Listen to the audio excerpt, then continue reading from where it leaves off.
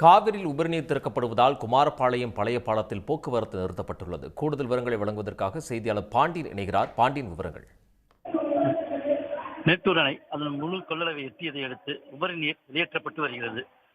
இன்று காலை 8 மணி நிலவரப்படி வினாடிக்கு 45,000 கனஅடி தண்ணீர் வெளியேற்றப்படும் நிலையில் கர்நாடகாவில் இருந்து வரும் உபரி நீர் தொடர்ந்து அதிகரித்த வண்ணம் இருப்பதால் மேட்டூர் அணையிலிருந்து வெளியேற்றப்படும் உபரி நீர் அளவு படிப்படியாக மேலும் அதிகரிக்கும் என நேற்று அறிவிப்பு வெளியிடப்பட்டுள்ளது.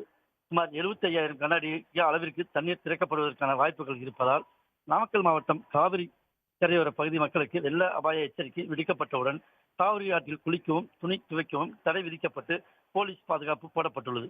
மேலும் நாமக்கல் மாவட்டம் குமாரபாளையம் ஈரோடு மாவட்டம் பவானியை இணைக்கும் வகையில் காவிரி ஆற்றின் மீது கட்டப்பட்டுள்ள நூற்றாண்டு பழமை வாய்ந்த பாலக்கரை பகுதி பாலம் இருசக்கர வாகனம் மற்றும் சிறிய அளவிலான வாகனங்கள் மட்டுமே தொடர்ந்து சென்று வந்த நிலையில் தற்பொழுது அந்த பகுதியில் அதிக போக்குவரத்து நெரிசல் ஏற்படும் பொழுது காவிரி ஆற்றில் ஏற்படும் வெள்ளத்தை பார்வையிட வரும் பொதுமக்கள் தவறி விழுந்துவிடக் கூடும் என ஒரு அச்சத்தின் காரணமாக வருவாய்த்துறையினரும் காவல்துறையினரும் இணைந்து குமாரபாளையத்திலிருந்து செல்லும் பாதையை தற்போது அடைத்துள்ளனர்.